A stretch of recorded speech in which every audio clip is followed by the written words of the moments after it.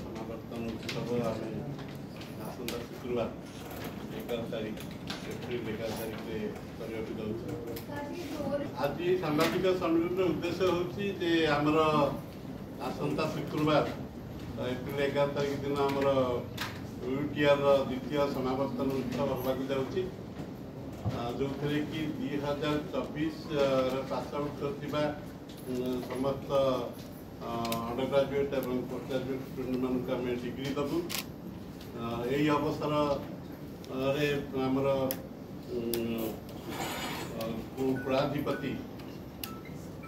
आमर राज्यपाल डॉक्टर कम्मनपट्टी हरिबाबू कम्मनपट्टी अध्यक्षता करेंगे एवं आमर स्किल डेवलपमेंट टेक्निकल एजुकेशन मंत्री श्री संपत स्वाई मुख्य अतिथि भाव में जोगदेवे एवं all India council for technical education new Delhi तार अध्यक्ष प्रोफेसर टी.जी. सीताराम से अनुभवी अतिथि भाव में अंशग्रहण करेंगे आम समस्त बोर्ड मेंबर समस्त एकेडमिक काउंसिल मेंबर समस्त शिक्षकगण एवं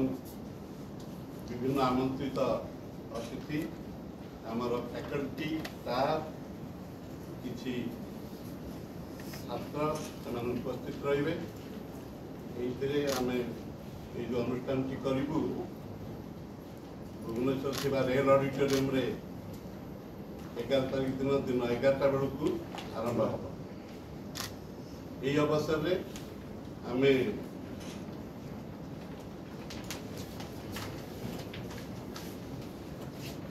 पास कर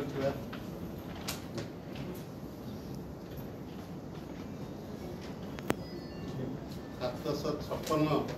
पिला डिग्री दबू 756 बीटेक डिग्री पाइबे 181 एमसीए एमप्लान एमटेक डिग्री पाइबे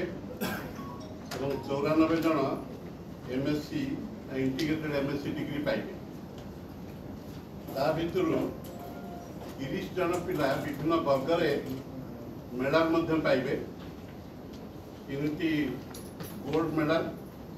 प्रथम मेडल हूँ चांसेलर गोल्ड मेडल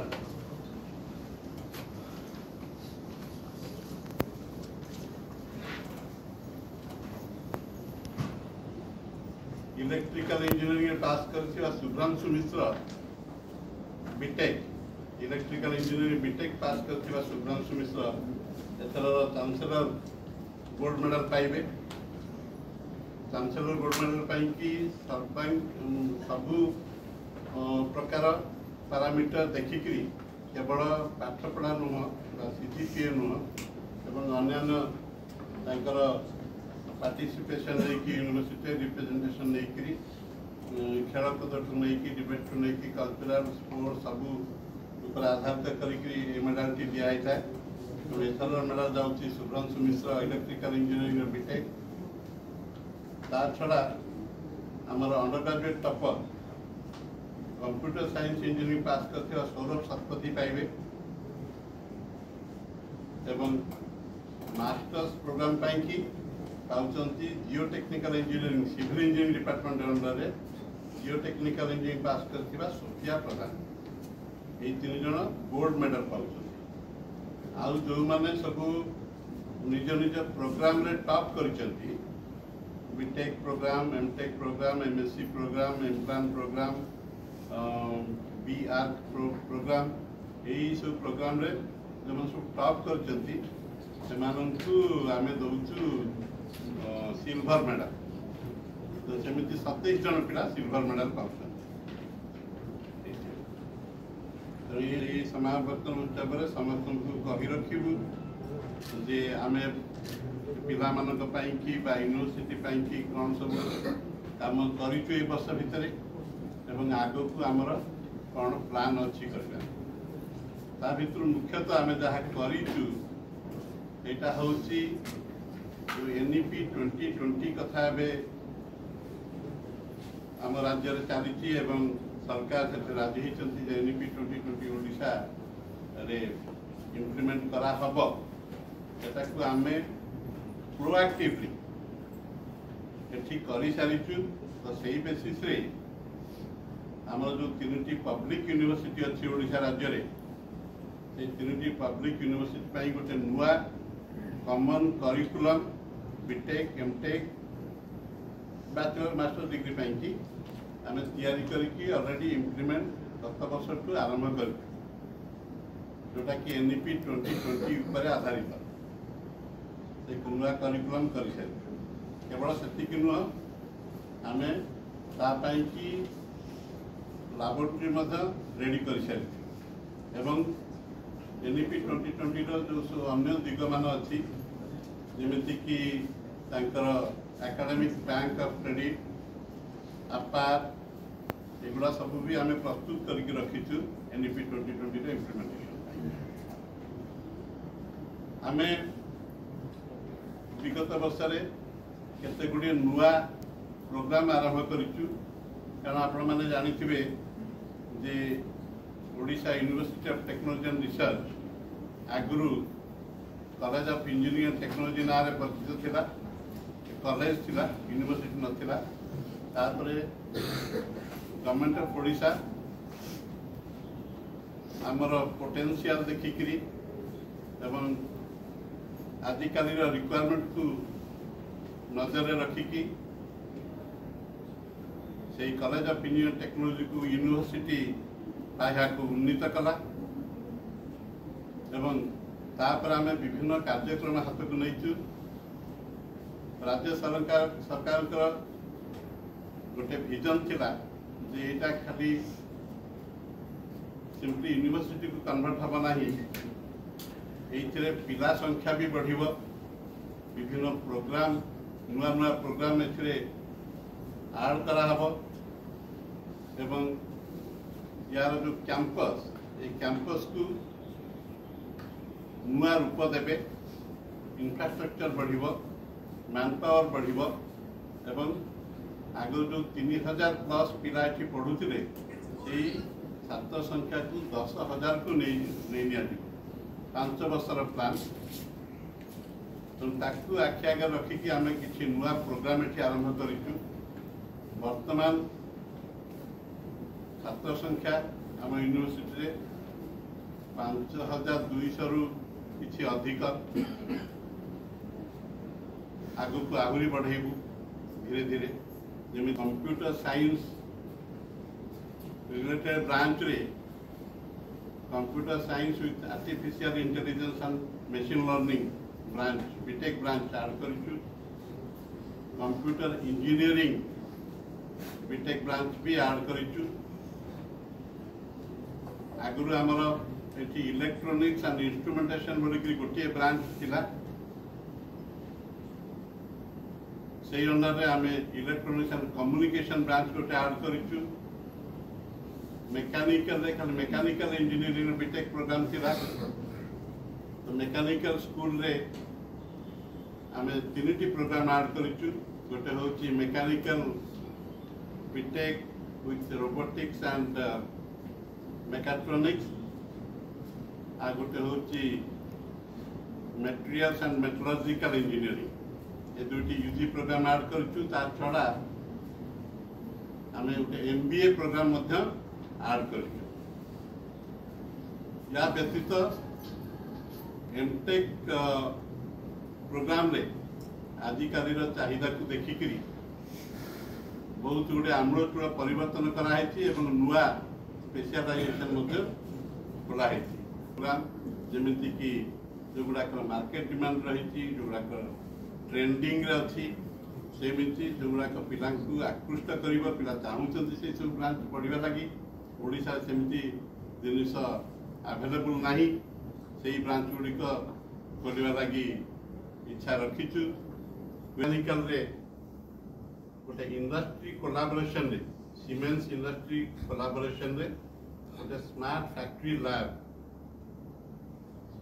लैबोरेटरी आरंभ हो सारी काम करुच्ची पिला एक्सपेरिमेंट करुँच ट्रेनिंग नौकरी आ गोटे उत्कर्ष केन्द्र डिजिटल मैन्युफैक्चरिंग आजिकल आप जानते इंडस्ट्री 4.0 उपरे विशेष आलोचना और विशेष काम चली इंडस्ट्री मान चिंताधारा बदल इंफ्रास्ट्रक्चर बदल कॉम्पिटिटिव हवा लगी इंडस्ट्री 4.0 को आपणे ओडिशार अन्य कॉलेज पिला माने भी आसिक ट्रेनिंग नेबे इंटर्नशिप करिवे एवं छोट मोट कोर्स भी करा जीव टीचर मानक कारण आम भावुँ टीचर मानक ट्रेनिंग दबा भी आमर गोटे काम एवं टीचर मानकर ट्रेनिंग नुआ नुआ पाठ्यक्रम उपर ट्रेनिंग आवश्यकता रही तेणु यही सब जो उत्कर्ष केन्द्र करागुड़िक खाली आम नुह सारा ओडिशार शिक्षक वर्ग छात्र वर्ग तार उपकृत हेबे डिजी केवल नुह आम आ गोटे उत्कर्ष केन्द्र करुचु जोटा कि डिजाइन उपरे आधारित से गोटे बड़ कंपनी जो डिजिटल मैन्युफैक्चरिंग कथा कहली सेटा भी गोटे इंडस्ट्री कोलाबोरेशन होउची गिरीज India limited collaboration digital manufacturing उत्कर्ष केन्द्र तैयारी होउची एवं द्वितीय उत्कर्ष केन्द्र जो नुआ द्वितीय उत्कर्ष केन्द्र डिजाइन उपर आम करने को जाऊँ सेटा गोटे अमेरिकन कंपनी आनसिस तार जो इंडियन काउंटर पार्ट अच्छा से माने तार सहायता कर तो ये कंपनी माने आम पाखे रे तो विभिन्न ट्रेनिंग आमको प्रथम देवे एवं अन्य ट्रेनिंग रे भी सहायता करेंगे जोटा कि आजिकल सबुआड़े शुणा जाऊँगी आर्टिफिशियल इंटेलिजेंस रोबोटिक्स ताकू आधार करी गोटे तृतीय उत्कर्ष केन्द्र आम करने को जाऊँ on artificial intelligence and robotics ये गोटे इंडो जापानीज कंपनी निटकर ता संगे कथबार्ता चली भी सरकार के संगे कथबार्ता कर किसी दिन भितर से पुणी रूप नवाक जाऊँ आम किसी इनसेंटिव व्यवस्था कर तेणु यह सब नहीं आम रिसर्च को आगू बढ़ेवा लगी चेष्टा आरंभ करूँ तार फल किसी पाइचु आमर 2 जन टीचर एठिकार 2 जन teacher regular teacher senior teacher जो मैंने रिसर्च इनवल्व अच्छा भर 2 जन वर्ल्ड टॉप 2% रिसर्चर मध्य स्थान पाई स्टैनफोर्ड यूनिवर्सिटी सब वर्ष गोटे लिस्ट बाहर करे स्टैनफोर्ड यूनिवर्सिटी से टॉप 2% साइंटिस्ट मानकर ना तालिका बाहरी थाए आमर भी 2 जन टीचर स्थान पाई विभिन्न डिपार्टमेंट रे 15टी स्मार्ट क्लासरूम थिला आमे तापर गवर्नमेंट को सहायता मागिलु आ 50टा स्मार्ट क्लासरूम करवा लगी गवर्नमेंट से राजी होती प्रथम फेज रे 12टी क्लासरूम को आम स्मार्ट क्लासरूम रे परिणत कर सारूँ आउ 38टी क्लासरूम पाई एवं योजना चलती वर्षे भितर से 38टी classroom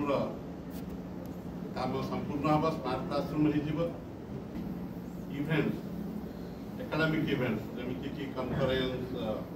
faculty development programs short term training programs ये सब कंडक्ट करने लगी आम विभिन्न डिपार्टमेंट रे तार रिनोवेशन करी seminar hall video conferencing facilities ये सब क्रिएट करुचु आगामी दिन ये सब काम आहरी जोर से चलो एवं पीएचडी करने लगी अंततः पक्षे 3 वर्ष लगी थाए तेणु ये वर्ष नुह आसंता वर्ष को निश्चय किसी पिला पीएचडी पाइबे।